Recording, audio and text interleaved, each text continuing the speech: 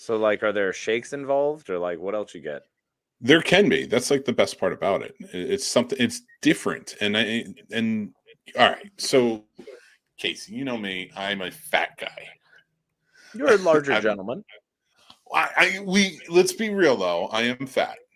But larger. I've been saying it for years, and you know me. I've always been trying to try so many different things to try and change this. But I actually think I found something. Really? Because that's exciting, man. What do you mean? So, all right. So we were looking for affiliate links, and there was this app that I was trying. It's called Noom, Noom. And it was one of those things where it's a weight loss. It helps you with your weight loss, and it what it does is it breaks things down. Hey, can you move your mic back a little? Yeah. I think I'm getting caught. Yeah, so yep, there we go. See, I'm out. No, but it breaks things down for you. It really helps you with the psychological side of it. So what it does is it gives you daily lessons, personal coaching sessions, support groups. There's a tracking system for everything. Oh, it does have a tracking system, because that's always important for me, because if I can't track it, I lose sight of it and it's gone. It's got a great track, because I try my Fitness Pal and all those. I always try to track everything, especially my intermittent fasting. This has a great tracking system to it. It helps you with choosing foods and things like that. And it helps you be a little more mindful. Like for me, I was raised by Depression era grandparents. You finish your plate. That's how it is. So I was always grateful for it. I'm telling my kids, finish your plate, things like that. But me, I was always, and I saw food and I'm like, I can't let it go to waste. But that's not a good thing. I can't do that. And it's helping me kind of understand that better, because the thing is, it's not telling you that you can or can't eat this. They don't believe in the good or bad foods. Instead, they give you the knowledge and wisdom of making informed choices based on your choices in the past. To help you fit into a different lifestyle. I really enjoy it. Okay. Man.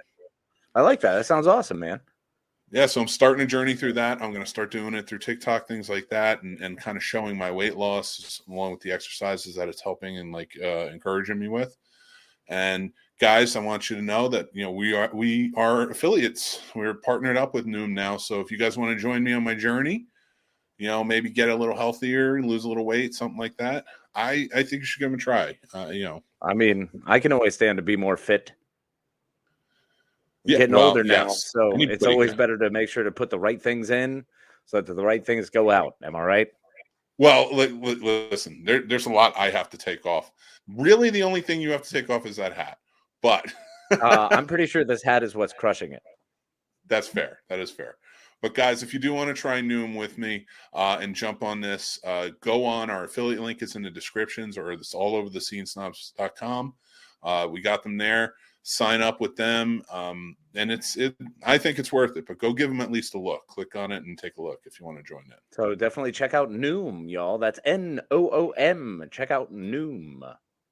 And as for us, it's time to start the show. Woo! Welcome to the Scene Snobs Podcast. Welcome to Scene Snobs Podcast, everybody. I am your host, Mick Manhattan, joined as always by my partner in crime, trying to make me feel more like the skipper every time I see him, Casey the Madman Gilligan Plot. Well, thank you so much for having me, and I appreciate it as always, my friend. No place I'd rather be on a Tuesday night than here with you, my blessed warrior, in union and in all the great things that we do, my friend, my co-host, Mick Manhattan. But I don't know what it is right now, but I really just want to take my hat off and just start hitting you with it. I don't always feel like that, but this time I do, and I don't understand it. I don't know these emotions. I can't understand them. It's amazing how it works out, because that's what most of my friends have said throughout my life. Have you been wearing that hat before? A lot. It's always this hat too. These bucket hats. I was a fan of bucket hats since an uncomfortable 99. So I have worn bucket hats way too much. and they've never gone away. 99. Many times, jumping into pools with them. It was kind of my shtick. It was my armor was the bucket hat. It was my way of always being able to have some sort of more absurd thing than my actual face. So that was my way of saying, look at how funny this is. Don't look at the nose. Just avoid it altogether. And the nose isn't bad. You're just horrible. so hard on yourself. But the hat, I like how you call the hat armor. Yes, I get it. It takes away from them making fun of possibly everything else. But it's like that hat looks like the type of hat that's going to get water balloons thrown at it. You're pulling it off now. I'm just saying 18, 19-year-old Casey, not so much. No, he struggled with it. There were struggles there. Well, because there was only now it's like a settled out positive 170-pound body that I'm okay with. Before it was like 120-pound rail that was just uncomfortable for everyone. Remember, this is the guy that 3 shows ago said that he was prom king. I just want everybody to realize that. It was 100% pity. It was 100% pity. They were like, we got to do something nice for this weirdo. They loved you, and you know it. Well, guys, welcome. We got a lot to talk about on this show. There's some things that are popping up here and there. But Jason's here. I want to say what's up to Jason. Jason, love you, buddy. Casey's always on the fashion. Love it. What's up, my friends? He said the hat is crushing it. Yeah, it is. You guys, make sure you go, if you're listening to this at a later time, and go back and check out the hat. You got to see it. You should always wear those hats. Check out 3 Geeks with Jason Taylor. Yes, absolutely. 100%. It is a great show. And actually, to do a little bit of a plug for them, they made a big announcement this past Sunday on their show. They were always a 2-hour live show every Sunday. Mm-hmm. And now they said that they're going to be doing 1 live show a month. And they're switching back to audio only, which honestly, I got to say, that's a very cool move. Like, I think going back and doing that, just so, because then that way they can be more consistent when they're filming and stuff like that, rather than just always trying to have to be there for the same time with lives. I get it. It's called 3 Geeks, everybody, but if you haven't seen it, it's like 17 people. Yeah, which is part of the joy, is seeing all those delightful faces. 100% is. And everyone has a great opinion, and everyone always has really, they share the mics well. Yeah, and they're still gonna do sometimes live interviews, but and new video interviews. But you should check out the 3 Geeks. They're good people. We like them.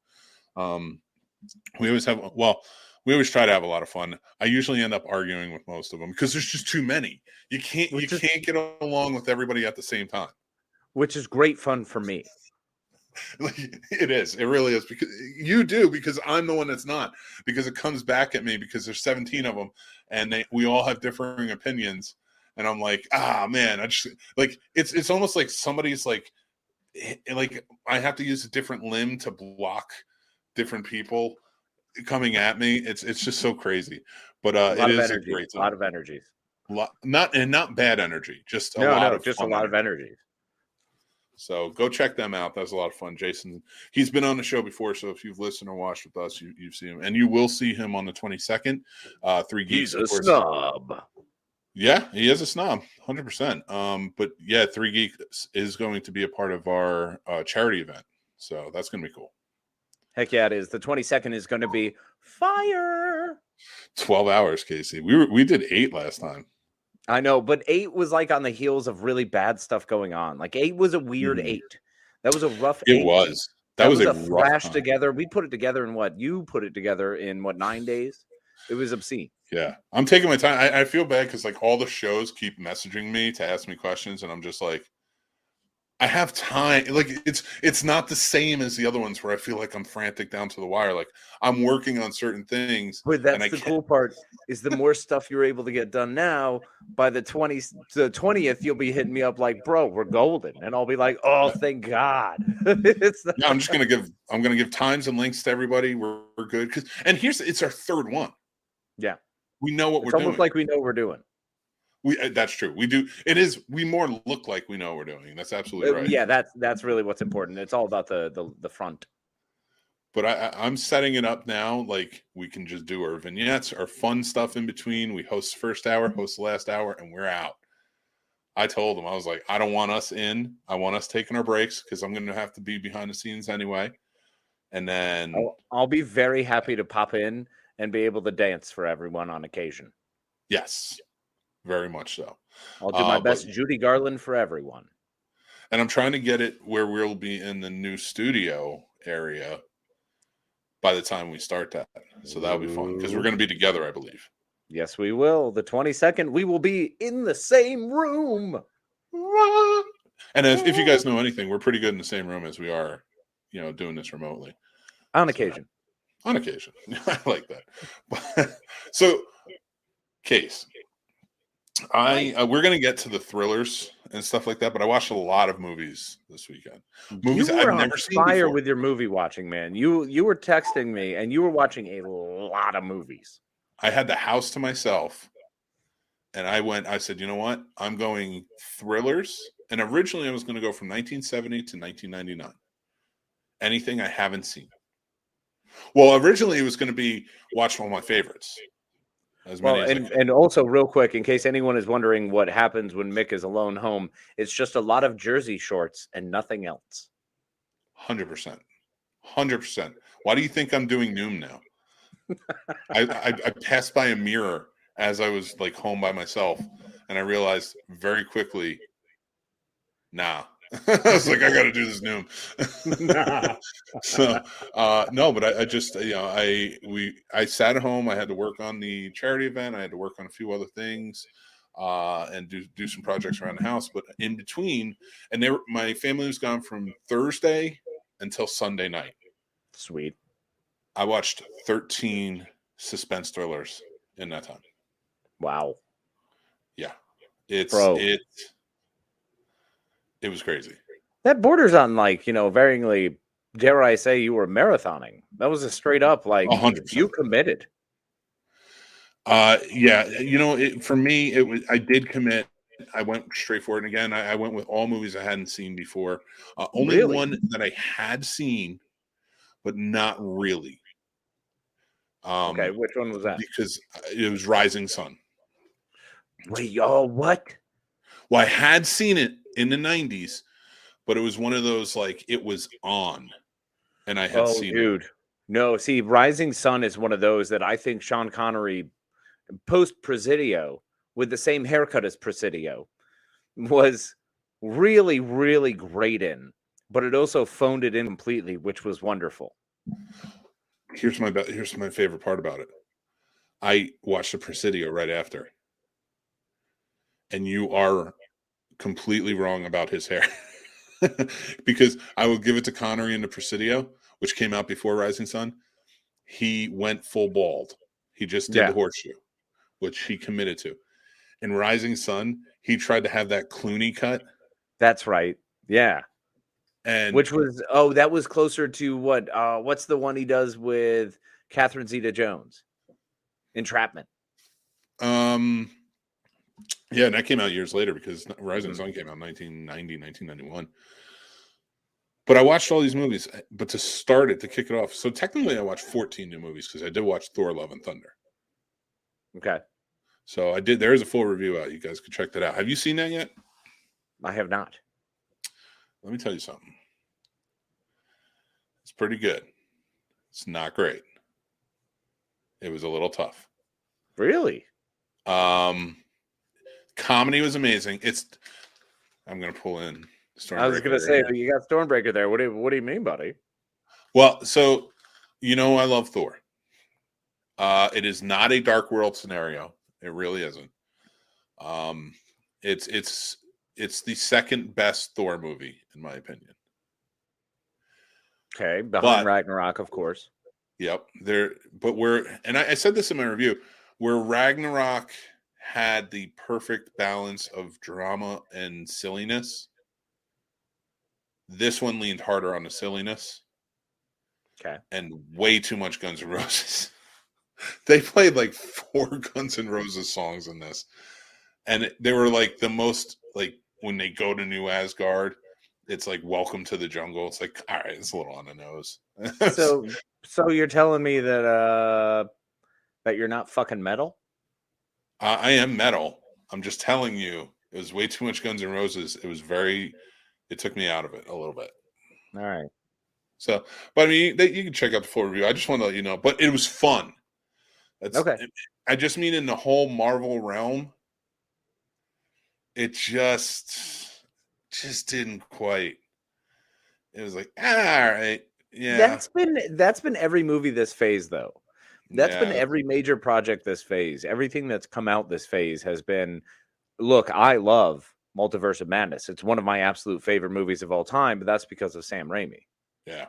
That's all that is. Beyond that, none of these movies have done anything to wow me. They're just good comic book movies. At this point, they've already established themselves as comic books. Now we're just getting more stories of comic book stories. That's all it is. We're not going to get anything groundbreaking, earth-shattering. It's just going to be cool. Yeah. Yeah, no, you're 100% right, man. Well, I don't know about that. I think they're going to come back around because they're getting a lot of complaints about it. And they might come back around to, but if you remember, everything in the first phase really wasn't like together. It was all just coming together. Yeah. You just knew an Avengers was coming up. Right. And then by the second phase, you were okay with it and you were along for the ride, but Yeah. they had a lot of growing pains they went through in that phase. Oh, yeah. And then by the third phase, well, now we get everything. Now we have Guardians 2. We have all these more exciting, fun stories because we've been introduced to all these fun characters. And then there's major drama and real stakes with all these characters. And then we get through the snap and it's ridiculous. And then Endgame and then holy crap. And then nothing is going to top that for our level now. Now it's just going to be more stories. Yeah. This is what X-Men wanted to do. I think that's the good thing about this, though, is like they're switching people out. They're doing different things, bringing in new characters. It's going to be different. It's going to be a Marvel for like the younger, who are going to come up with it. Because let's face facts, 2008, I was in my 20s. Yeah, same. Same. It's time to start reaching that understanding that some of these things are not being made for us. So it's very dangerous for us to start treading into that. It's not the way it was and not the way I remember it. And it's not my type of thing because it's not going to be anymore. Like Ms. Marvel is proof of that. And I love Ms. Marvel. I think I really like it too. I like Ms. Marvel a lot. I think it's a good, strong show for what it is. Again, the physics of it kind of annoy me a little bit just because I think that everything should at least fit within the same reality and physics. Like people get hurt when they get punched in the face. But we stopped that because America Chavez. So once we she was banged up in that. But once we introduce Nexus characters, that means there's now a whole new force that we have to introduce, and a character being born, built, and bred of the Nexus is different. You know what I'm saying? So we're seeing that difference between them. So it's going to happen. We're going to have these things that there's got to be give. Like every comic book, you've got to allow the give. If you don't allow the give and don't allow for disbelief, you're not going to enjoy the story because you're going to get so fixated on what's wrong with it.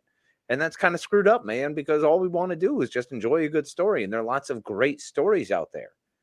So it didn't take away from the story or what's going on. I really like Ms. Marvel, and I'm a proponent for it. Like a lot of people are bitching and moaning about it. I think a lot of that, again, is they don't. All right, let's call it what it fucking is. It's the shitty geeks. It's the geeks who are assholes about things. Yeah. And it's the guys and girls and everyone in between that didn't quite understand when things in comic books changed. The perfection belittlist who all of a sudden has to start finding problems and creating issues because it's not their world and their ideas. Because it's something that they've loved and coveted for 30 years. How dare you change it and be something slightly different for someone else? Because representation and characters and different purpose and, telling someone else's story. The whole point is just cool shit to listen to around a campfire, man. That's what it all breaks down to. This is the whole thing is primally within us. It breaks down to that. We want the stories around the campfires. And that's what a lot of these are. And they're fantastic. They're beautifully done and they're wonderful. And it's something we should be giving to the younger generation, to the next generation going forward. And I love that's what Ms. Marvel in my eyes is. And it's doing it really well. Yeah. And see that, to go back to Thor, even a lot of people, I heard a podcast the other day kind of bitching and moaning about it, and they're That's their goal. That's their gig. That's their thing, Hmm. and that's I get it. fine. I'm not Sure. putting anybody down for it. You know, if that's your thing is to bitch and moan about those things, like Different strokes, different folks, brother. but it's like the Doctor's a woman now, and that's just what they are. So that's fine. But like to take Mighty Thor Jane Foster and say, you know, oh, you know, Marvel is now trying to make their female demographic happy, and it's like, well, no, that happened in the comics, and then they'll say to that, yeah, but that was just Marvel and the comic books making them happy. But like, first of all, they made the character of Jane Foster, which, let's face facts, they made her more interesting. They made her Thor, and then she was boring as shit. No, in the comic book, she was a strong female character, but she was boring as shit human. She was the type of character to look up to in comics, like being a doctor. Well, actually, no, she wasn't a doctor in the comics. I'm talking about the movies, but yeah. So, but even in the comics, like they took her, they made her Thor, and then they took Thor and they gave him drama, which he never had. He was like, dude, just rolled in and was like, oh my god, okay. That was the whole thing, man. That was the whole thing with Thor, is he would just show up, smash his cane, and be like, oh, there's Mjolnir, and here I am whooping your ass. Like, that was the cool part about Thor. The thing that screwed him up first for me was like Beta Ray Bill. Was like one of the first things that made him go, wait a minute. Yeah. And for me, Beta Ray Bill, when he kind of put him on his ass, that was really good. And I enjoyed that as well. But yeah, for me, it was just like, I like what they did in the comics when they made her Thor, and they had Thor Odinson down and out, kind of having to figure out if he's worthy or not, and that whole spin on it, and then for her to die and take it out, and there's a great interaction in the comics between her and Sam Wilson as Captain America, and how they feel, a black man being Captain America and a woman being Thor, and how like their interactions and how they've been treated and such. It's a really well done issue, and I kind of wish they would have that for the movies. Well, and anyone who wants to sit there and go, well, now they're becoming too political, and now it's too many socio issues. Those social issues are the reason comic books were created and the reason they were popular. The X-Men is one of the greatest correlations to racism you'll ever meet. It's just people who are different. That's all it is. And it's something that Stan Lee brought up repeatedly. And it's something that I think always needs to be shown and needs to be pushed hard, is people are going to show their true colors just because, well, that's not what I want, because I don't like the look of them. And unfortunately, it's a reality. And we're seeing more and more of that happen. Yeah. And it, honestly, like, it's just bullshit. Just go out and enjoy the movie. And again, like Thor, Love and Thunder, I walked away from it really happy. It was such an entertaining movie for me. I didn't love it as a Phase 4 movie in Marvel. And there were issues. There were issues to it. It wasn't... It could get really silly at points. You can check out Mick's full review at our YouTube channel to find out more. And next up on the docket... just move on. Let's just completely... No, we're done. That's it. That's all we're saying. Now let's just shift. So, you know what? Let's do it. Zach Wilson, quarterback for the New York Jets. Zach Wilson, a New York Jets quarterback. He's just coming in. He'll be coming into the locker room starting this year. And so this dude is, I'm going to pull up some of these comments in a sec and read them off to you. Because do you have a picture of Zach Wilson? Like, I hope you have a picture of Zach Wilson. We have to show who I'm going to pull up the Chive article I was reading. So he's a good looking kid.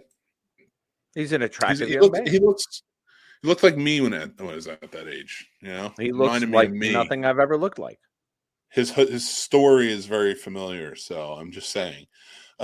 So he looks like Zach what Wilson, I think I look like in my dreams when I think I'm cooler than I am. Yeah. Well, Zach Wilson's ex-girlfriend, Abby something, I don't even really care. She's a carbon copy of every blonde girl who dates a quarterback. In these pictures from what I see. And you could tell that because she's dating the Commanders, the Washington Commanders quarterback now. Was it Milne or whatever? Dax Milne or whatever his name is. Don't know. Yeah, they put up a picture of them together, and that she's now with him after Zach broke up with her. Mm-hmm. And so she calls him out, right? Right. She goes to him. So Zach Wilson may not the biggest name in the NFL, but the hopes are high for him as the second overall draft pick in 2020 NFL draft. While he was not overly impressive in his rookie campaign, posting a 3-10 record. Yeah, but that's the Jets. It's not really him. Off-field antics have fans everywhere referring to him as the GOAT. Listen, if this kid is the GOAT for what he did, I should 100% be like, I should be the GOAT. Now I'm talking about off-field. Yeah. My on-field career, winning off the field. Yeah. My on-field career is very different. Yeah, no, I mean completely. It's part of the joy. At that age, my off-field career was stellar, and people still don't know. Earlier this year, Wilson quietly scrubbed his social media of his ex high school sweetheart, Abby. This may not be out of the ordinary. I mean, we do see NFL players change their arm candy as much as they change their socks. But recent claims by Abby Guile, that Wilson slept with his mom's best friend are shaking up the NFL community. So somebody called her, because now she's with that dude from the Washington Commanders, Milner, Right. whatever his name is. Somebody called her a homie hopper. Okay. I guess that means like friend hopper or whatever. So, yeah. Buddy fucker, whatever you call him. Yeah. So she wrote back, he was sleeping with his mom's best friend. That's the real homie hopper. So the Jets press put out, Zach Wilson has been about that Cougar life. And they retweeted Zach, who wrote Cougar Nation on his Twitter. Awesome. Milne and Wilson both attended BYU and were the 1-2 punch that led to the 2020 Cougars. Oh, that's right, because they were the Cougars. They were the Cougars. Yeah. Yes. BYU I didn't even put that together. And they're Mormons. That's Brigham Young University, big dog. Those are the Mormons. Are they Mormon? Do you have to be a Mormon to go to that college? I don't know. As far as I know. I went to Full Sail University. Sensation, like, you're close enough to Mormonish. You know what the regulations were to go to Full Sail University, Casey? You had to have money. A pulse, and not even all the time. No, it was just money. No, you didn't even have to have that. They got paid somehow. It's not a prerequisite. No, they'll just come after you. They'll be like, no, we'll give you the loan. How's that sound? Yeah, we'll find you. Full Sail has ways to find you. So the comments of this guy banging his mom's best friend, which good on you, buddy. But, do your thing. What does it matter? Good on her. If she's happy and he's happy, who gives a shit? No, shut up. I don't want to do that. If people are out there banging and they're happy banging, then that's fine. As long as they're not like, illegally banging or hurting someone. Bullshit. She tried to call him out. She didn't need to put that out there. Who, Milne? She put that out there. She was the one that told everybody what. Yeah, the girlfriend? Yeah. Well, that was malicious, and she can go fuck herself. That's who I'm saying go fuck yourself to. Oh, okay. Sorry, I missed that. Now, I mean, Milne took her up, but whatever. I mean, that's kind of shitty. We've even had that on our own situation and it was shitty. And I will admit, I was the one that was the shitty one. So that's a story for a different time. Let's talk about That's a story for another time. And then this happened. And now jump right to the next thing. Change the subject. Change the subject. Next. No, this was my favorite. Somebody wrote, so this is the backfire of the century. Dax Milne posted on Instagram of Zach Wilson's longtime former girlfriend, Abby. Abby receives a ton of negative comments and attempts to defame Zach by outing that he banged his mom's friend. Internet. He got that dog in him. And now I'm going to share the screen because some of these are fucking brilliant. I fucking love these. Why? What does it fucking matter? Because I want to do it. I don't care. Look at that. Zach laying next to a cougar. When Stacy's mom comes out. Oh my God. This one's the best. girl passed by. Zach, when his mom brings her best friends or friends over for book club. I want this shirt. If Zach Wilson rumors are true, it'll mark the first time the Jets have scored over 40 since 2018. That is actually legit. That is a stat. And then it's the Jets logo, but it says "Throw bombs, bang moms." Oh, we know where he's going. And this is Zach Wilson. Zach Wilson getting ready for his mom's book club. who looks just awkwardly young. Yeah, but he's a man. But sculpted. I mean, yeah. Zach Wilson meeting, in quotes, meeting the fans after each practice, and it's Billy from Stranger Things talking to Mike's mom. I loved it. So good. Zach Wilson's mom's friend in the Jets locker room after a week 1 win. The pitcher, the guy and the girl in bed, she's wondering what he's thinking. He's probably sleeping with his mom's best friend, Zach Wilson. I hope she doesn't know I'm sleeping with my mom's best friend. Oh, wow. I found Zach Wilson's daily checklist to do. Chuck bombs, sing songs, date moms. Boom! Check. I don't know what's going on. It'd be a bigger joke, their relationship or your NFL career. And he said that to Dax Milne. Lord. Wasn't going to check, going to comment on it because it seems wild, but Zach Wilson is going to be the king in the locker room after now. Is he, or is he going to be that uncomfortable guy that when, you try to invite him over Thanksgiving, you have to seriously consider, do I want this guy around my mom? My aunties, who knows, man? Speaking from experience, I can say nobody cares. Valid. No, it all depends on the mom, I think. I mean, that's why I never got mad when people called me a motherfucker. Let's just say that. Valid.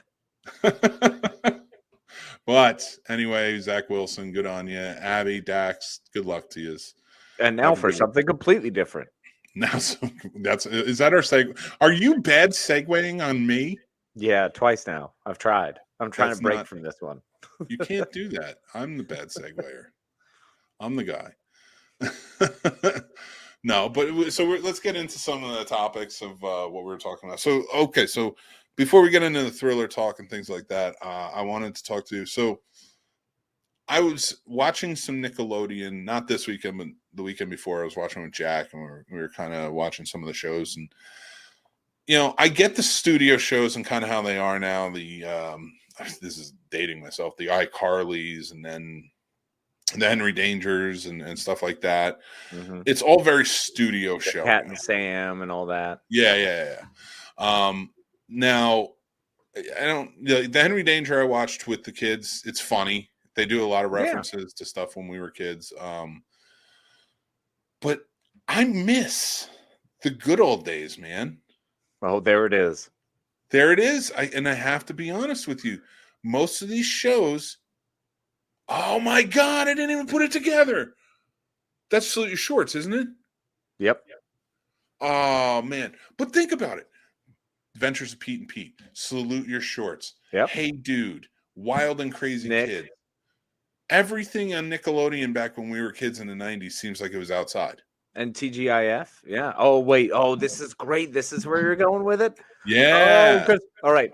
So you brought this topic up, and I saw this topic, and I immediately read it as, back in my day, we were different. We would cut from a different cloth, and we were trying things and going places.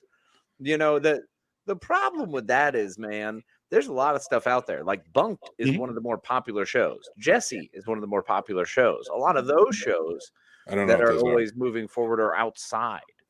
Like there are a lot of them doing that, but there's a lot more tech shows too.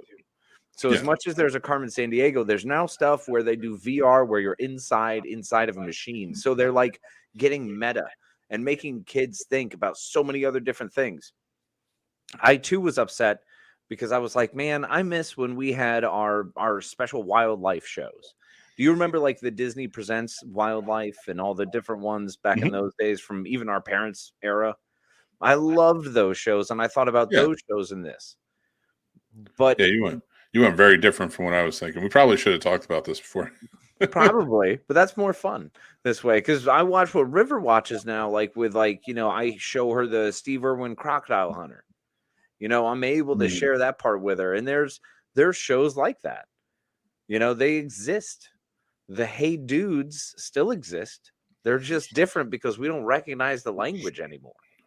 Well, no, I mean, they don't exist. I've seen the ones that take place outside. You're right. And most of them still take place in the studios. Hey Dude was legitimately on a cattle ranch. Like, fair, that was a dude ranch. But I mean, we also can, just show our kids episodes of Yellowstone. But think about all of the things. So I think, true, we could do that. You could. I mean, like, hey kids, gather around the old TV. We're going to show you what cattle farming was like. This is how we protect our land. Murder.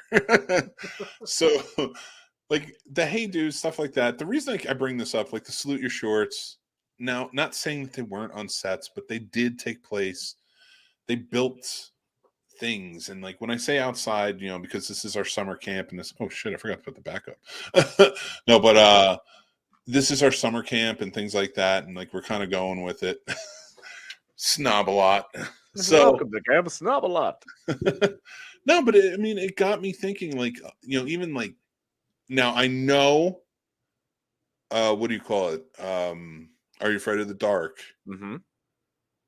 When they were not really in a campfire in the woods. They weren't? No. That was on a set. Come on. That was a set. You're shitting me. I am not shitting you. It's true. Hollywood lied?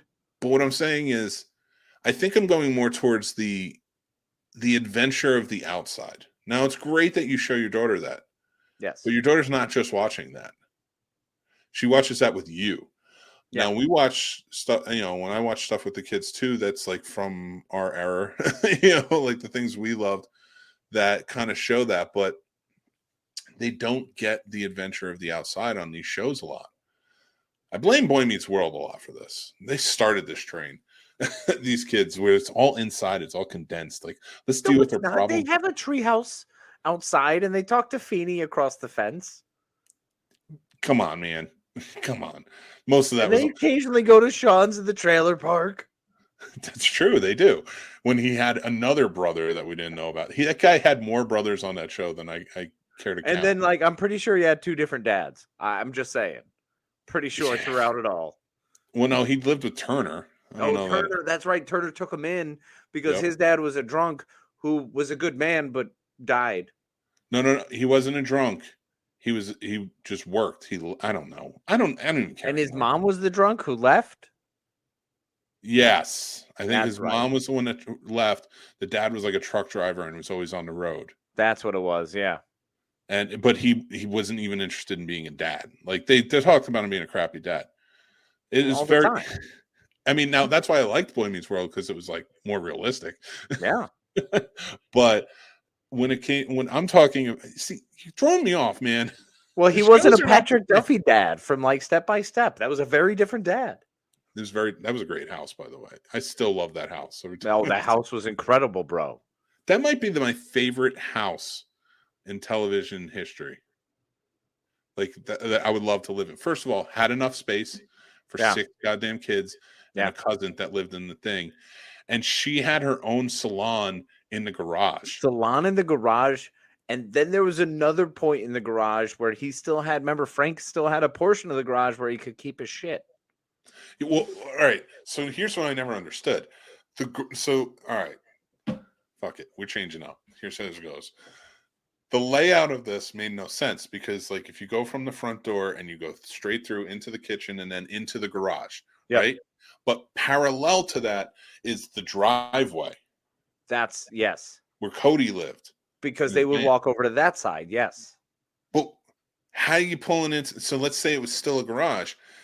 You're driving over the grass in the backyard where the picnic table and stuff is to get in. That's why I always thought the garage, like when they would walk straight across through the hallway, I thought that room was like the addition that they built on the front of the house or in the back of the house. and the garage was on the other side because she would take customers through there, through the kitchen. Yeah, Am I that wrong made in no that? sense either. I wouldn't do that. Yeah. Yeah, all right. I I don't don't know. Was understand Al this was the house. hottest, right? Like we were all in love with Al. I think Karen. You were a Karen guy? Makes sense. Karen was I the get it. brunette, right? No, I thought she was the blonde. No, that was Dana. Oh, No. that's right. That was Dana. So Karen was the brunette. Yeah. Was she? Karen Brunette now. Now I Dana. can't remember who was who. I remember, and it's the only reason I remember it. Brandon Call, I think, was the one who played JT. He was JT. Yep, Brandon Call was JT, and then Sasha Mitchell was Cody. And I just remember him because he was the kid. He was the kid in Baywatch. He was Mitch's son. Yep. And he was also the kid in Adventures of Fort Fairlane. Yep. Bravo. Yeah, Dana was the older sister. Karen was the middle sister. Al was the little sister. Yep. But she belonged to Frank. Right.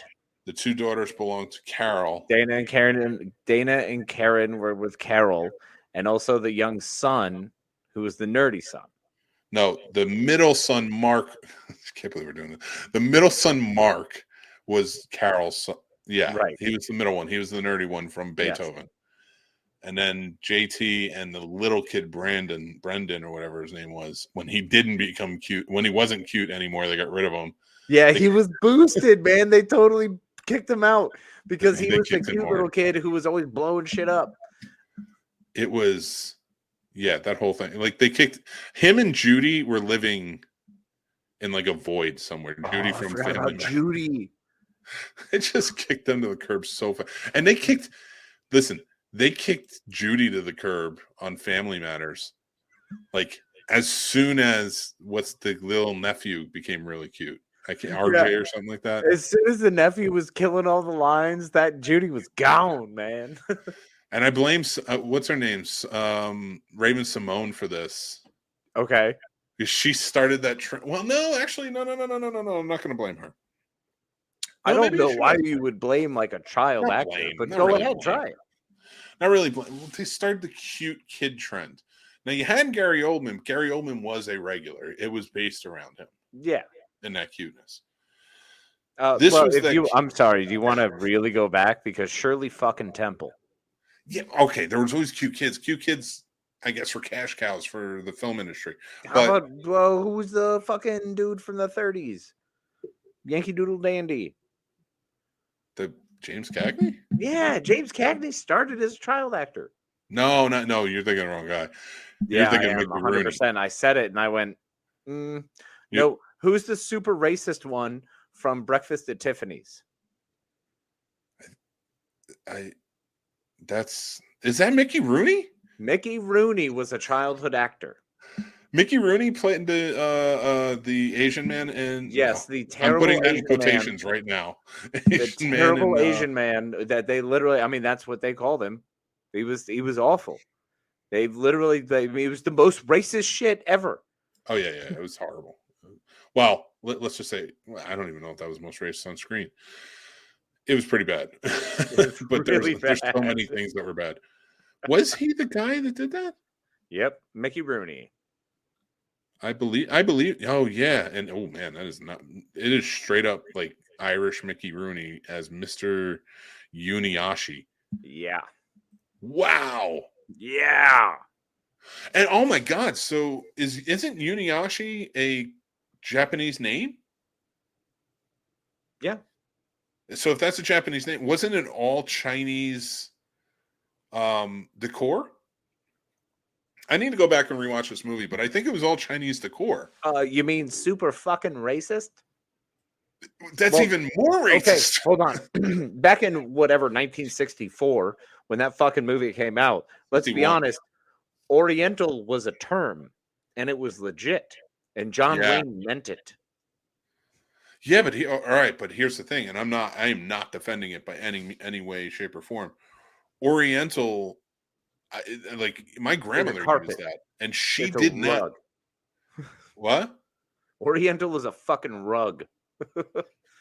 I understand that, but that was a term that was used. I remember hearing it as a kid from many older people, and they did not know. Now, again, I'm not excusing it. That's fair. No, that's I'm fair. just saying, knowledge is power, and we were fucking stupid. So yeah, I 100% stupid. Yeah. Look at Yeah. Breakfast at Tiffany.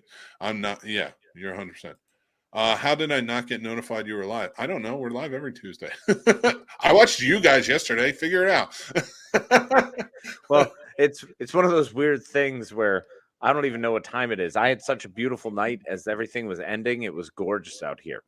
It was I just looked at beautiful. the screen to make sure I actually made sure we went live. For some reason, I thought we were at 9:30. I don't know. But here's I don't know why. here's the stupidity of why me checking to see if we were live. So we've tried to do plot roast like 4, 5, 6, 9,000 times now. Couple times. How many times have I forgotten that that to hit record and we've gone like 10 minutes? Well, actually, we did an hour. We did a full hour once. Do you mean total timestamp? Yeah. Or just because we've had a few times where we got about 5 minutes in and we caught ourselves and went, hey, it'd be a good idea to record right now. But nothing was worse than going, all right, let's hit it. Dude, the first episode, we went the full episode and we were like, that was awesome, man. That was great. And I forgot to hit record. Oh, God, that was the worst. But here's the thing. I just pulled up a comment from somebody watching, from Kathleen, a friend of ours, watching. And then I went to check to see if we were actually live if I hit the button. Talk about really stupidity. We were. And that's why we're stupid. But Kathleen says it's YouTube's fault. And let me tell you what. Thank you for saying that, Kathleen, because I'm going to tell you guys, hit like, hit subscribe, and make sure you hit that notification bell to know whenever we go live. And please make sure to follow us, subscribe, like Mick said. Make sure to smash that button. And if you happen to be listening to us on a podcast, one of your favorite platforms, whether it be podcast, Spotify, that's the one, Apple, or any other, Stitcher, I don't know. You go ahead and choose. Make sure to give us a review of 5 stars and tell us how you feel, whether you like us or not. You go ahead and let us know. I love it. God damn. We were happy to be your friend too, Kathleen. And good job last night. I did so FSF Popcast is their show. And I watched you guys. You did the Star Wars role play. You've been doing it once a month, like for that's our third. That was session 3. Yeah, but you've been doing it since May, since around the time of May the 4th. So once a month it's that. Okay, so I did my math, and that is 3. It's been 3 months now. But yeah, you guys I've been watching. You guys did a good job. So very happy with that. That's and see, here's the problem with me watching though, and I think where it doesn't correlate for me is it looks cool. Yeah. And when I'm watching you guys play, I'm like, oh man, I'd like to play that.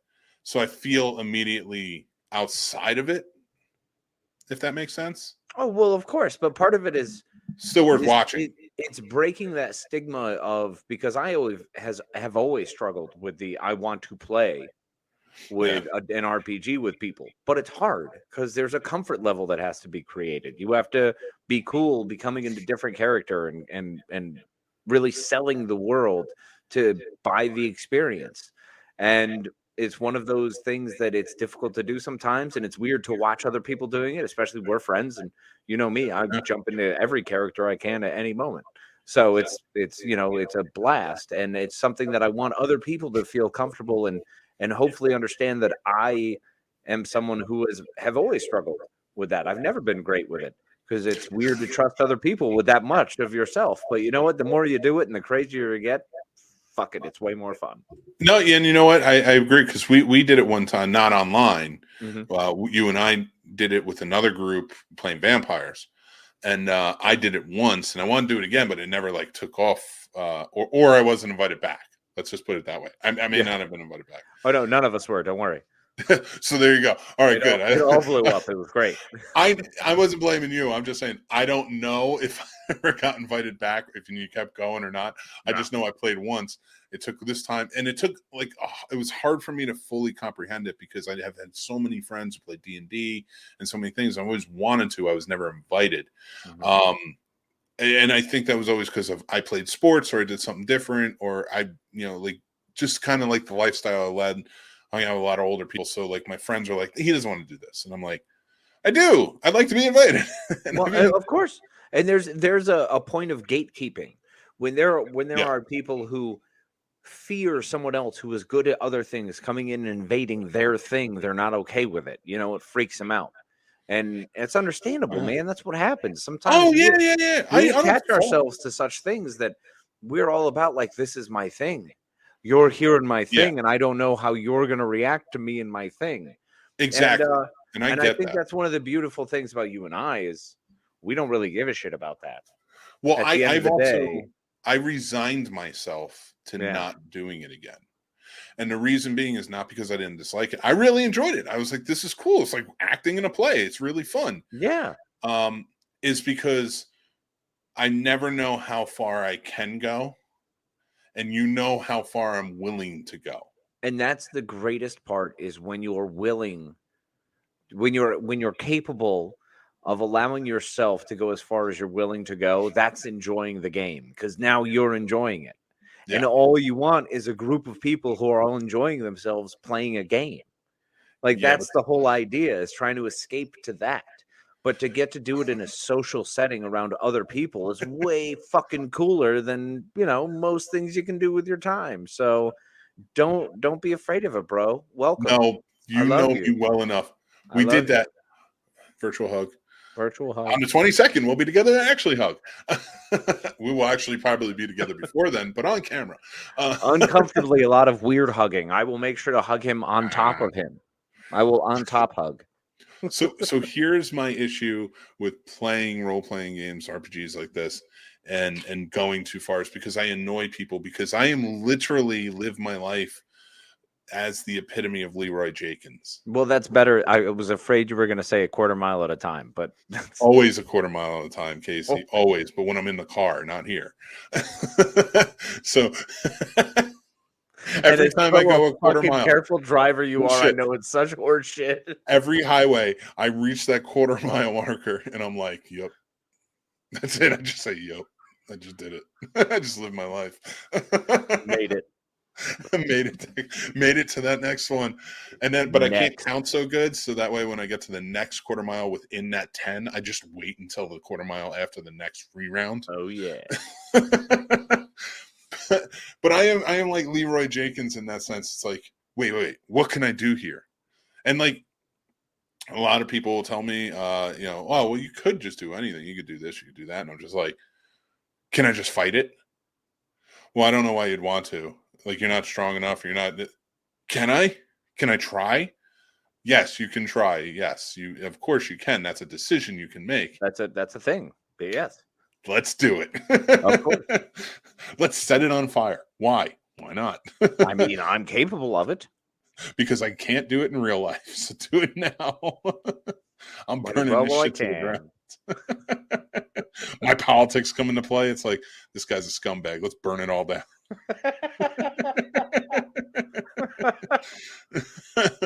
Oh my goodness. I could believe that. But all parties need a Leroy or a murder hobo. That's true. That's fair. It does. I would be the guy who's like, there's corruption at Mos Eisley. Tear it down. Let's do this. Go fuck shit up. I need justice. I successfully campaign as Dio. That's the new Dio. And I just walk in. I'm just like, I'm the Dio now. You can't do that. You got to roll for it. Yeah, well, that's Dungeons & Dragons. I don't think you guys do it. Yeah, you do. Oh yeah. No, you don't roll. But what do you do for? Oh no, we roll. Oh, you do roll. Yeah. Yeah. I mean, you basically state the action you want to make. You roll to see how good you do it. Either you do it shitty or you do it great. And that's just what you do. That's the joy of an RPG. And I think there's a struggle to understand it's that easy. You can be the beauty that you are, my friend, and you can enjoy and embrace any goddamn character you choose and have a great time doing it. No, I can't, and I can't do it with you. I can't play with you. Why not? Because I know exactly what would happen if we played together. I would be the guy that's like, I'm running in, I'm doing it. And for some reason, I keep making it. And then everybody gets pissed off that I keep doing this, and because there's somebody getting hurt along the way or something like that. And then they're going to want to quit me. And then you and all your Jake Gyllenhaal fashion and your beauty are going to say, I don't know how to quit you. And it's just going to be us. And then I'm going to get you killed. And that's not okay by me. But it's going to be awesome along the way. Think of the Story. bro. That's what matters. By the end of it, it's just like they told this epic tale. Yes, we did, motherfuckers. Yes, we did. Emphasis on the motherfuckers.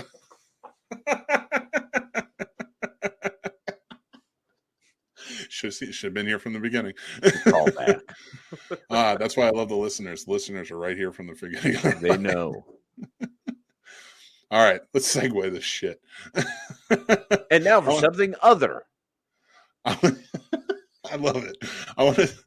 We got to get a news report coming in. Moving on.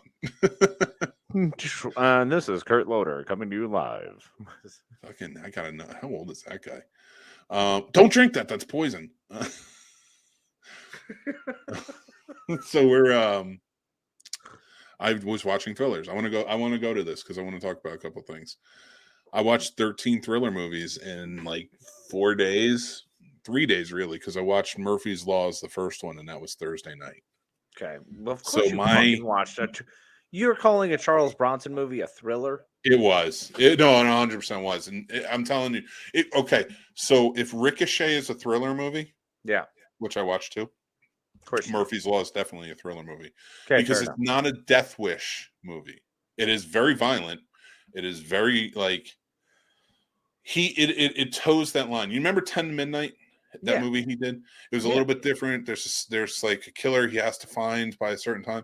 Well, this is very much like that, and this is actually one of the better ones. I thought.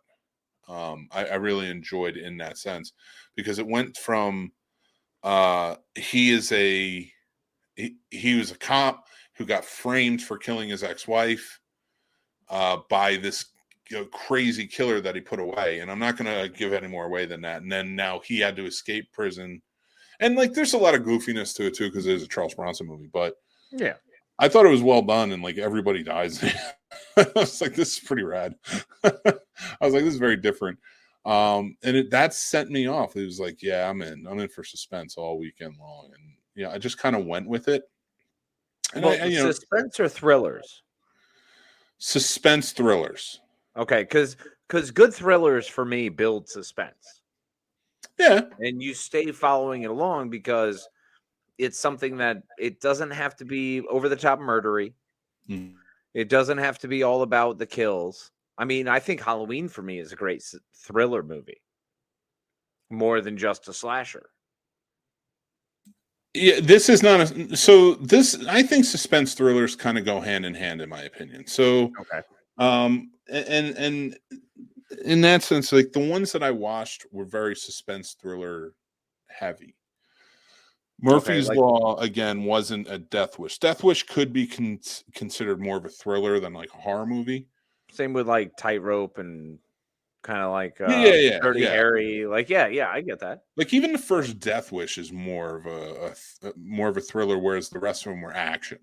Yeah, because you don't quite know. I think the important part of a thriller is following along with not knowing exactly who the killer is. Like, yeah, I go with like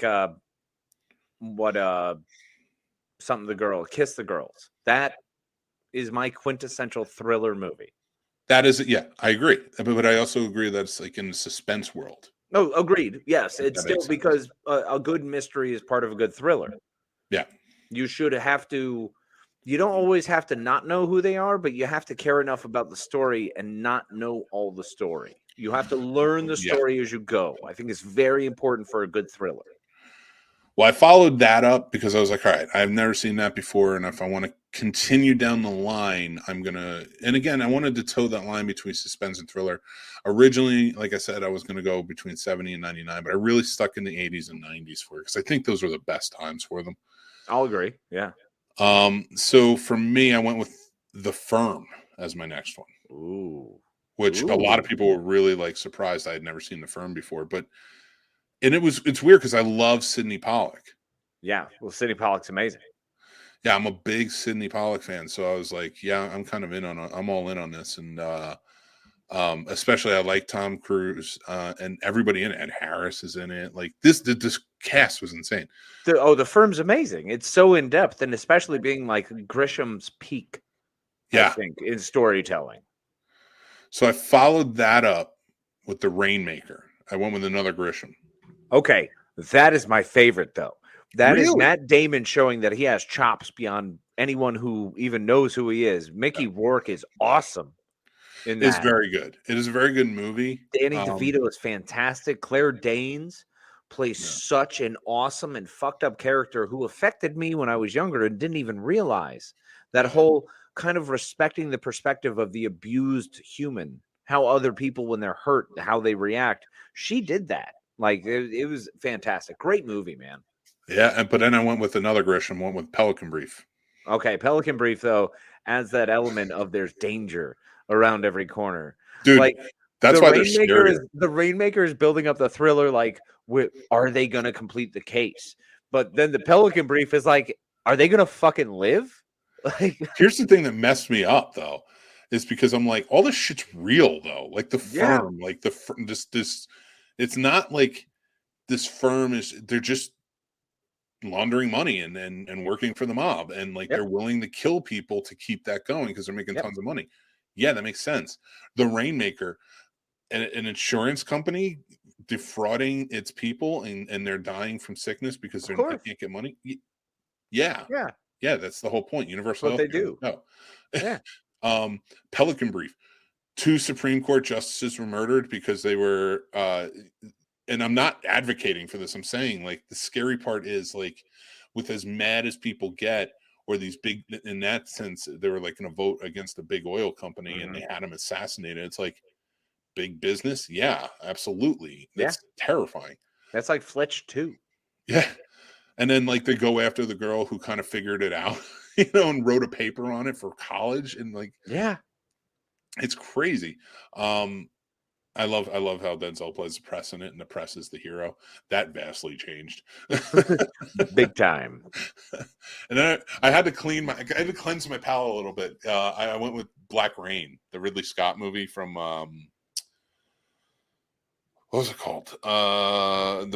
With Michael Douglas, Ridley Scott movie with Andy Garcia is in it, where the 2 cops from New York have to bring a Yakuza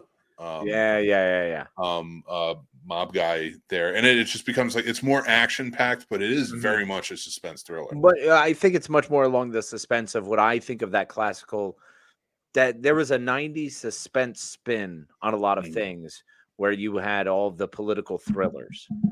I think was a thing like Arlington Road and all of those kinds of movies along those lines. So there was a lot of that. Clear and Present Danger. But really, the only reality in that one was like the cops were assholes and dirty.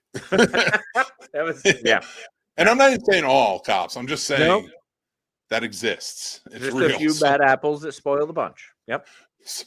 So that was where I finished off. That was Friday night. Okay, what'd you jump into next? The big Saturday morning, I went with the Clint Eastwood movie, In the Garden of Good and Evil. Midnight in the Garden of Good and Evil. Okay, great movie. I really struggle with Kevin Spacey in any movie on screen ever again now for going forward. You mean the most realistic part of that movie? And how he was playing a gay man who didn't want to be outed. Yeah. And murdered his lover, who was a young boy. Yep.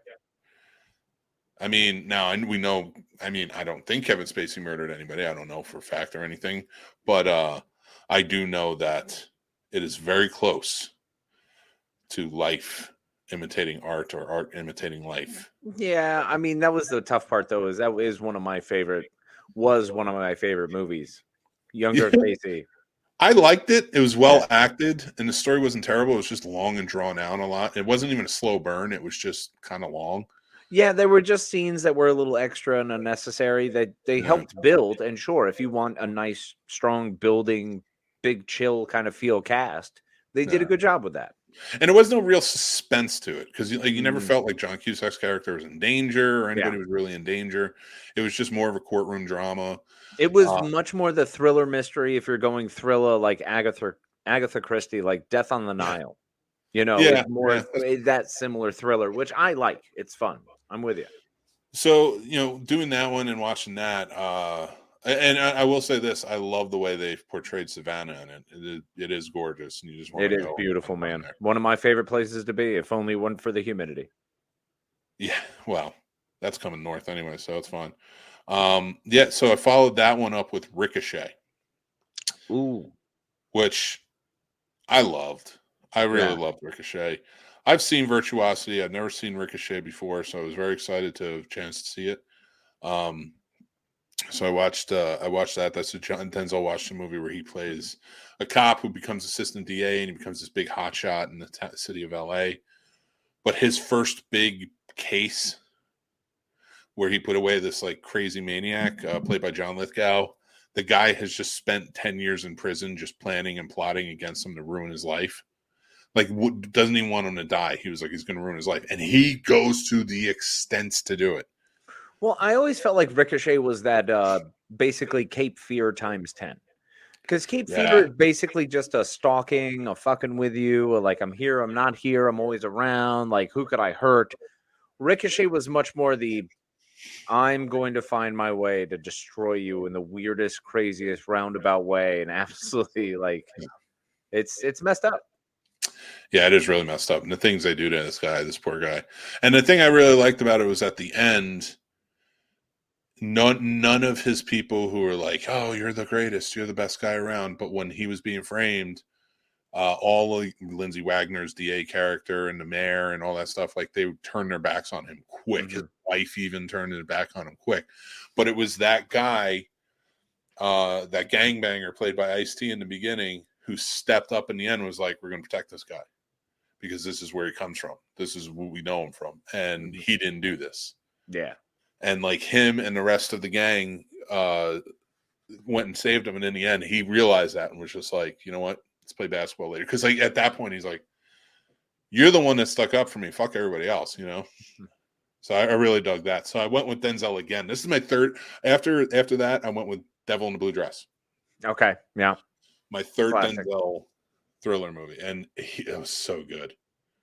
It's a Carl Franklin movie. It was so good. It takes place in the 40s. He's playing a detective. Well, he's like a private. He's acting. He's a PI. That was thriller noir, which one very much puts us in the thriller of like, Maltese Falcon and all of those, Vertigo, North by Northwest. It all kind of fits in that for thriller movies for me. Yeah, and it was a really well done one. It's well acted. Everybody does a great job in it. I really enjoyed it. So that was next up, and then I went with a sort of a different movie, The Player. After that, okay, that's the Tim Robbins movie where he's the Hollywood producer, and there's a writer who's threatening him by sending him postcards, and so he goes and he tries to find the writer. And the guy he finds who hates him, played by Vincent D'Onofrio, he kills him. And he finds out that wasn't the writer that was threatening his life. Whoops. So, dude, everybody, every A-list star or star, every actor was in this freaking movie. It was a Robert Altman movie. Everybody was in it. It was all right. It wasn't bad. I didn't mind it, but I was like, whatever. So next up on that, I went with so my next one was Rising Sun, which we talked about, and I like that one when I understand it better, especially. Then I went with the Presidio. It's a good movie. Presidio is great. Mark Harmon is wonderful. I think everyone acted very well, and I think it was one of those movies that kind of flew under the radar somehow. It wasn't as big as I feel like it should have been. I thought it was as good as A Few Good Men, procedurally and thriller-wise, telling a good mystery. Yeah. So, well, I thought it was good. And again, like they dealt a lot with the relationships between our heroes, our protagonists in it. And the antagonists were kind of very secondary. Like, and I like that it was different. Yeah.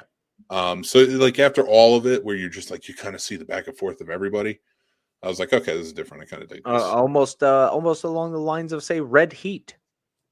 No, so no, I'm not giving you that one. Actually, I think our next we have to shoot our next plot roast. We got another what do you call it? Dolph Lundgren. A Dolph Lundgren movie. Yes. From one of our Chris, our Patreon listener. Chris. I forget what it was.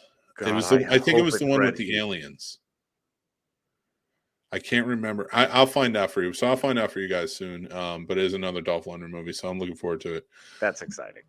But my final two movies that I watched this weekend, Blue Steel with Jamie Lee Curtis. Oh my God. Okay, I love Blue Steel. Catherine Bigelow is one of my favorites, bro. It's a great movie. It's a great movie. And I got scared. Like the way the lighting was done, the way they shot that movie, it was really well done. And they really got intense with some certain lovemaking scenes that made you uncomfortable. Oh, like, that was so well done to make you you're in Jamie Lee Curtis's head. Like as she's they fuck with made that character so bad. Like it's a really weird, fucked up thing, but that was so well done. What a great pick, bro. I've always I remember playing on TV a lot as a kid, and I never really got into watching it. Same. So, and when I never knew that Catherine Bigelow, because it was never like a big deal. Yeah. A lot of people don't always come out and talk about it. So I was like, I want to check this out because I do like Jamie Lee Curtis. And now Catherine Bigelow. I want to see what one of her first movies is like. Hands down, people should watch this movie. My last two picks, I say everybody should watch. Okay. All of these movies, Blue Steel and my last pick that I watched, should watch. And let me tell you guys, Clancy Brown plays her partner in the movie. And it's probably his most straight-laced, he's not creepy in it at all. There is no weirdness. There's no creepiness. One of the coolest parts about him is he's almost relatable. Like a guy who should be creepy, but you can talk to. Like he's just a dude. He's not the Kurgan. You know, I mean, we had seen him as the goddamn Kurgan. And then you see him in Blue Steel, and it's like... But, he's a good-looking leading man in it. Yeah. You know, and that's what I liked about it. I'm like, this is not your obvious choice, because Ron Silver plays a psychotic killer in it. And you're like, this is the dude that should be playing the partner. And that's why they did that. And I think Blue Steel was one of those movies that was a little bit ahead of its time, choosing different characters, different leading people, you know, and really telling a story from a different perspective. Like, you feel the fear from Jamie Lee Curtis. You feel the terror of, I have to just walk outside today. Like oh my God, it was done so well. Every time he showed up at here's what bugs me. On IMDb, it's rated as a 5.7 out of 10. This movie is a fucking great thriller. Yeah. And 100%, I think everybody should watch it. Yeah. Now, look, it's a lot. I'm gonna say it is a lot because they throw a lot of colors. This was almost trying to be artistic, but telling a great story artistically. And it's not afraid to pull respected punches. For that. Sorry. It is not afraid to pull punches. They kill people in that movie. In other movies, you would never see get killed. 100%. This was not a studio standard at the time. Yeah, and I think it deserves more love and credit for what they did with it. And I think having the main character be a woman, and it was directed by a woman, they made the right choices there. The reason I say that is because the people that they killed, the way that he was trying to completely dismantle her and destroy her life, like going back to Ricochet and seeing how they did it, and it's very... all of the points that they used in that movie, which is very similar, the two, and even Murphy's Law, they were all very similar. But because they were directed by men and they starred men, it was things that you predict they would go with. But because this was a female director and a female star of the movie, and she is the star, she is the forefront. Oh yeah, 100%. You were following her. Yeah, it's the way she's being dismantled and torn apart and not believed by anyone. Right. Even though she's a cop. And they're literally fucking writing it off to the whole "you're a woman" thing. Yeah. And it's almost that struggle. It's like you're drowning the whole time, screaming for air, and it should be clear right in front of you, like, hey guys, you can't see, I'm drowning, I'm right here. Even Clancy Brown didn't want to be stuck with her. Yep. Because and then when he started seeing like, oh shit, this is real. This is happening, and he's in it to do it.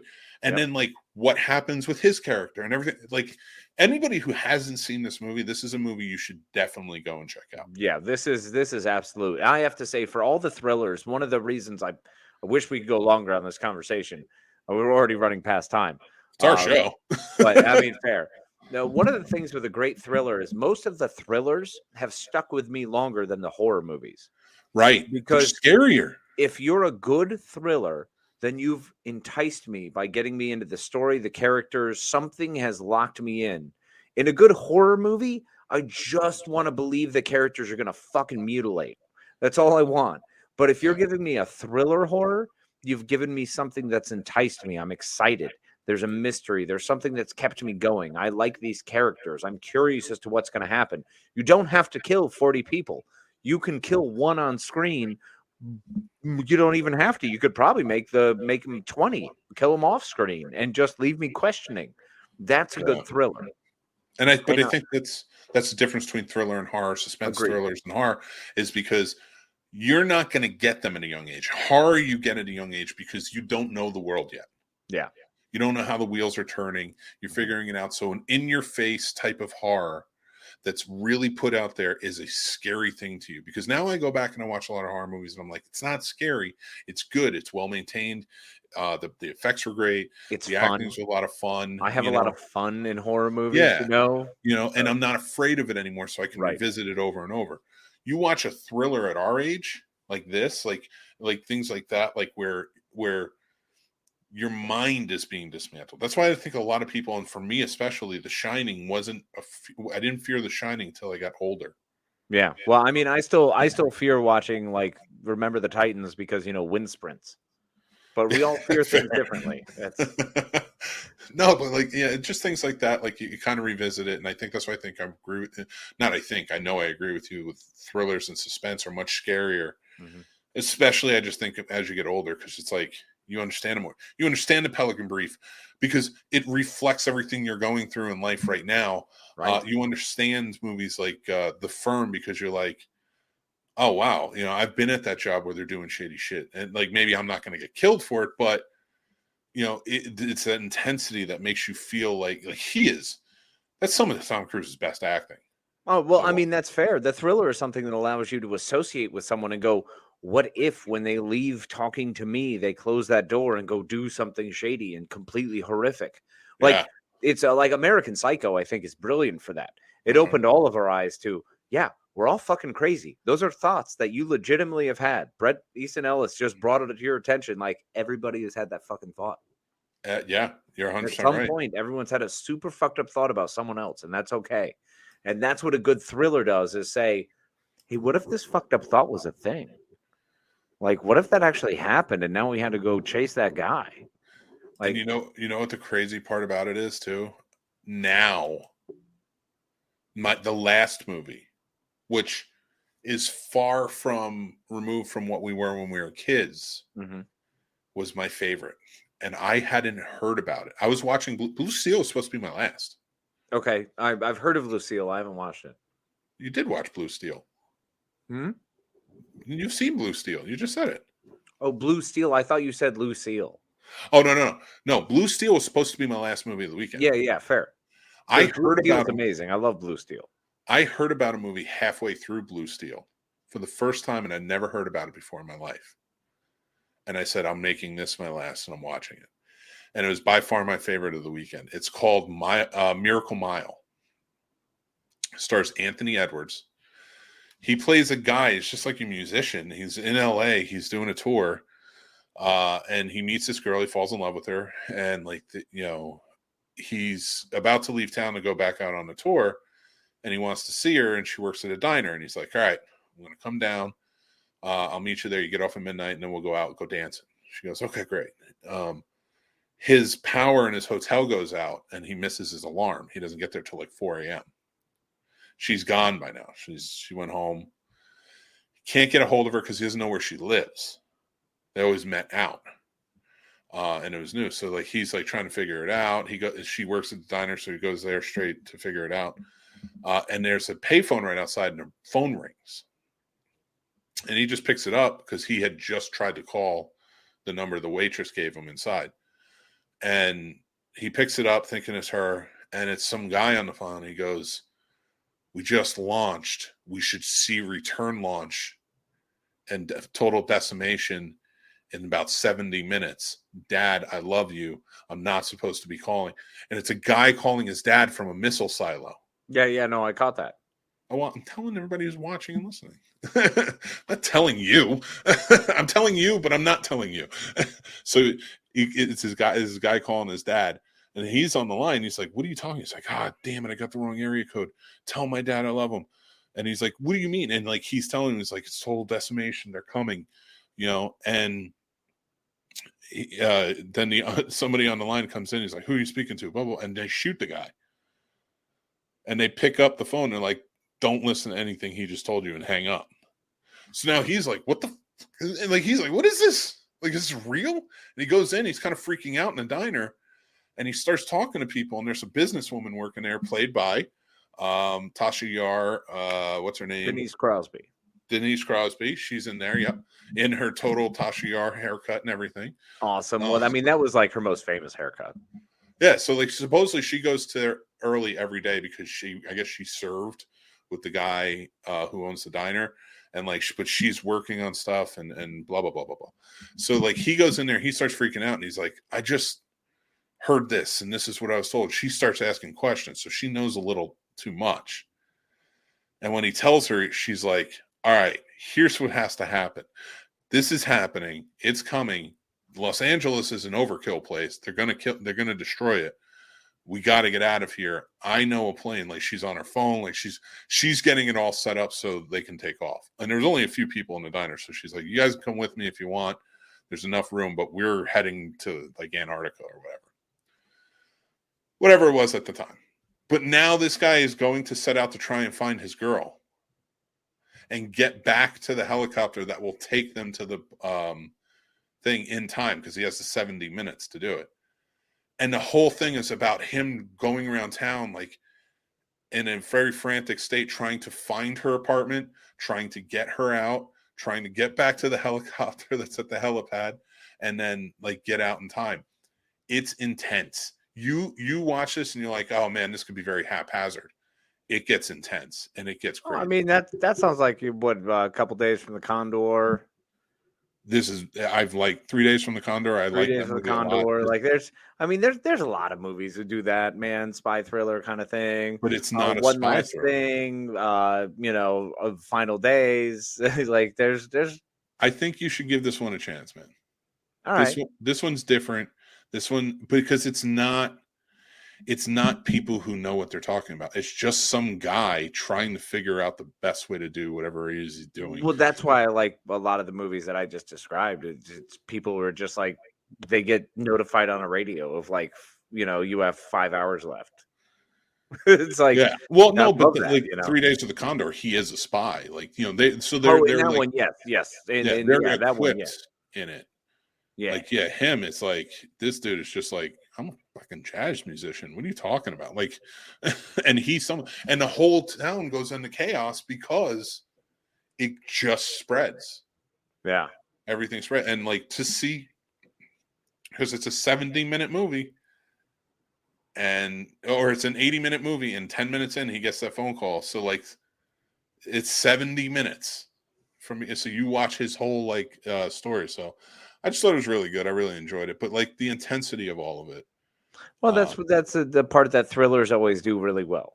Yeah, I think like Last Night in Soho, is one of the more recent ones that has really shown that explicitly. But I think thrillers are definitely one of those underappreciated. It's one of my favorite subgenres, actually genres. No, thrillers are genres, and I love thrillers. I think they're scarier, because they should entice you. They should make you love the character more. They should make you follow the character more, should make you more sold into the story. Yeah. And that's why a good thriller is scary, but a good horror movie is jump scares and crazy shit. Like a Grudge probably dances the line of that thriller horror movie, because it's coming. but it's going to have the jump scare. So you're thrilled and terrified because you also want to know whatever the backstory is because this dude jumped off a building, So Yeah, I agree with you, and that's the thing. But I think they all have their place, and I think it's a mature type of horror yeah, that agreed. really works. And that's not taking. And anybody who's a horror fan, we're giant horror fans here, so like we're not taking away and saying that horror films are immature, but there is an ideal that there is an immaturity to them. Well, I mean, I think we can all agree that Critters is not fucking Shakespeare in Love. No, right? but I mean, there's going to be people who argue for. Which I'm certain going to type argue of- for Critters against most movies. But at the same Oh, yeah, token, well. that's part of the joy of horror. Is there's so many different types of horror movies. Thrillers, they overlap. There's a thriller and a horror overlap. And I think any movies that are more towards the thriller side of the horror spectrum are my favorites. Yeah. That's where I reside. And I like anything that's mystery. Anything that has a really good story that I'm interested in. I want to uncrack. I have to know what this is. I have to understand what is going on. And that's something that thrillers do, whether it be in a character or a story or whatever general plot points they have going forward. When they keep you locked in, the scares can mean more. Whereas just murdering and slashing, which is some of my favorite stuff, is also not necessarily going to be the most enticing all the time. Yeah. No, I agree. And not the scariest. Like, because at some point you go, look, if that honestly happened, I'd fight that guy. I'd take him and I'd punch that bear in the face. I'd have his machete in my freaking hands and I'd be chapping him up. It'd be no big deal. So, like, there's that always happens with the level of horror movies. But with thrillers, you don't know. Because what if you're the person who's trapped in the closet and you're just waiting for something to come by? Or what if it's the person? No. Inside the same locker room. You don't get to gloss over the punching the bear in the face thing and pretend it's not me that you're making fun of. Well, I mean, I'm not making fun of you. You're totally capable of punching bears. You son of a bitch. Well, once. You could punch a bear once. No one's taking that away from you, bro. I punch bears multiple times. I think we all know this. No, you have a death aura, and we've definitely covered that. Fair enough. All right. Man. Well, I'll say this. I think this was a lot of fun. This good time talked about. I definitely love thrillers, and I need to find more to watch. I'm running out, I think, because of ones I haven't seen. No chance, bro. I got too many for you. All right, send them my way. But stick to that level of 90s and 80s and 90s. I want to stick there for a little while. Oh, bro, I got plenty for you. Sounds good. I mean, Atomic Blonde is the only more recent one that I would recommend that I think is a good. I love Atomic Blonde. But that's a spy thriller. So there's spy thrillers. Oh, yeah. There's horror. There's subgenres. There's lots of subgenres. We're going to sub this genre the fuck out. Until then, Mick, tell them how we go. Listen, guys, just go check out if you're interested in any one of our affiliates, Noom, BarkBox, Super Chewer, or Skillshare. Go check them out in the descriptions below or on thescenesnobs.com. But guys, follow us, join our Discord. We had a really fun time. Masters of the Universe watch party this Saturday over on the Discord. Our buddy Dan was showing it, and we all had the chat going on.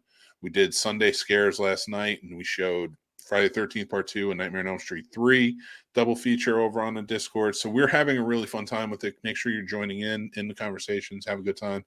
Our Patreon is lit. Plot Roast is coming out with another episode coming very soon. But go check out our older episodes. We have a review of Thor up. Our Plot Roast of Masters of the Universe is up. We got a ton of stuff. So go to the YouTube channel. Make sure to like, make sure to follow, make sure to hit notifications, subscribe, the whole 9 yards. But I'm going to let Casey take this away. All I'll say is just check out thescenesnobs.com for all those links and more. We thank you so much for joining us tonight or today during the morning, whatever time you happen to be listening to us. We appreciate and hope we made your hour a little bit more fun and a little bit lighter, and your world had a little better ray of sunshine, because you certainly helped us. So we appreciate you. Make sure to join us, like, subscribe, do all that fancy stuff, and remember to take care of yourself and be kind to each other. Thank you. All right. Like I said, I can't do it better myself. So stay geeky, stay tuned, and we'll talk to you soon. Thanks for watching and listening, everybody. I'm the Scene Snob Mick Manhattan. You can check out the Scene Snobs Podcast live every Tuesday at 9 p.m. Eastern on our YouTube channel or all podcast platforms afterwards. Also on our YouTube channel, you can check out great shows like Real Combat, the ultimate debate show for movie lovers, mixed movie picks with new recommendations every week, Geek Fest Live every Sunday night, and new movie reviews and news all the time. Like and subscribe, then hit the notification bell so you know when all of our new episodes drop. Thank you so much to all of our amazing Patreon supporters, with whom this would not be possible. They help keep the lights on and support us in such big ways. If you would like to become a supporter on our Patreon and take advantage of all the perks like monthly giveaways, early access, and so much more, head on over to the Scene Snobs Patreon page and just sign up on one of our 2 tiers. Join our awesome community of geeks, movie lovers, and so much more, and join up on our Discord. The Scene Snobs Discord is now live, and you can head over to thescenesnobs.com for links to there and more. The Scene Snobs merch store is now open with original and fun designs that are available on all different types of merch and apparel. Check out thescenesnobsmerch.com. Make sure you like, follow, and subscribe to all of our social media accounts like TikTok, Twitter, Instagram, Facebook, and so many more. We have fun updates, topics, we talk about collectibles, and so much more on there. It's a great time. You can find all of our links to everything on thescenesnobs.com or on our Linktree, which are down in the descriptions below. Thanks again, everyone. Stay tuned and stay geeky.